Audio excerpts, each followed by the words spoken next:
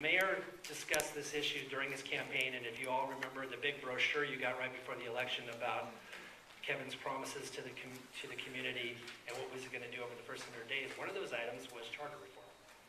And so immediately after Kevin was elected, and when I say immediately, I mean literally the next morning at 7 a.m., he assembled a transition team, and one of the charges of that transition team was to look at charter reform. And I headed that portion of the transition operations. So what we did is that we looked at the various charters of cities throughout the state of California and throughout the country. So we looked at charters in the city of San Diego, Los Angeles, San Francisco, Oakland, and Fresno, who all have the type of governmental structure that we were looking at, the more traditional representative form of government. And we looked at all the basic elements of those charters in all of those cities, and we quickly saw that there were some common elements. And we noted all those common elements, and we also noted what variations occurred in those cities. But we didn't limit our research to just California. We also looked at other cities that are frequently compared to Sacramento. So we looked at the charters of Indianapolis, Salt Lake City, Seattle, and I think St. Paul, Minnesota were the other 4 cities that we looked at. And similarly, we found many common features to their charters and some unique provisions as well. So we basically literally lined all these provisions up in a chart and went through them and said, okay, what would work for Sacramento? What are sort of the best practices that are occurring throughout California and throughout the country in cities that have attempted or have enacted charter reform? And we basically went through the list and we picked out the elements that we thought best fitted Sacramento. And that's what the byproduct of the charter initiative is. It came from our review of the cities that I mentioned and the cities outside of California. And basically from that point on, it was just a lawyer's job, which is to draft those elements and make them fit into the city charter. In doing that research, we came across something we found very interesting, and that is that the city of San Diego had, when it enacted its charter reform, also added a different element.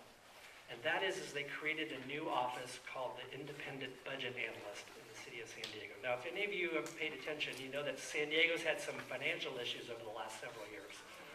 And out of those financial situations, their charter reform was born, including this provision for an independent budget analyst. And the job of the independent budget analyst is pretty familiar to a lot of Sacramentans because there's a state office called the State Office of the Independent Analyst, formerly held by a woman named Elizabeth Hill, who's been in Sacramento and very popular, particularly because she was an honest broker in dealing with the state budget.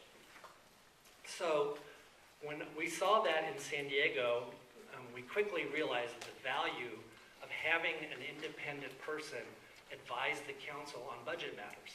And not just budget matters, but any proposal that comes to the council has some fiscal effect.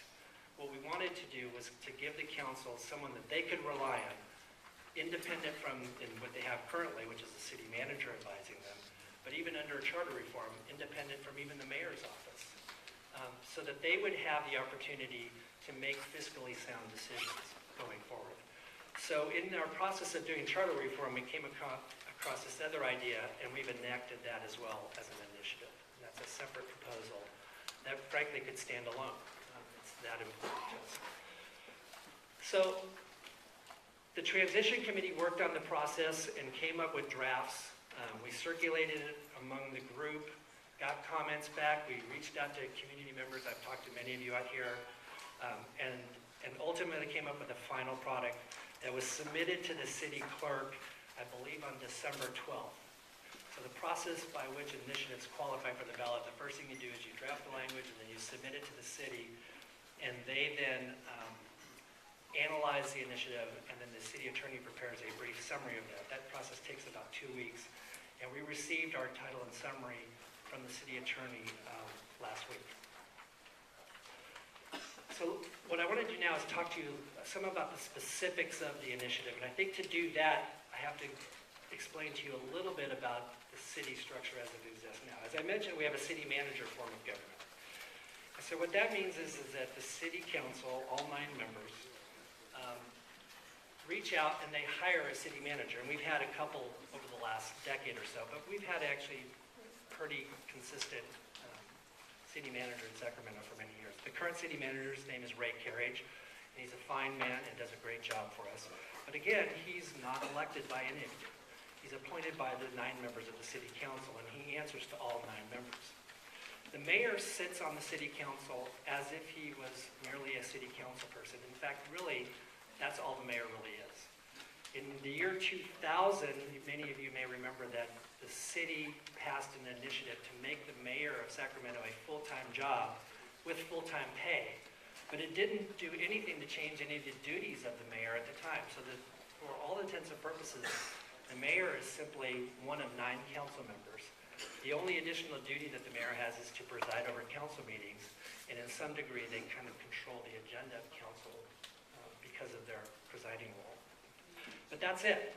And for those of you who were back in 2000, a lot of people opposed that initiative. It passed pretty handily, but some folks opposed it, me being one of them, because I thought it was foolish at the time to have a full-time mayor and pay full-time pay, but not really have any new job.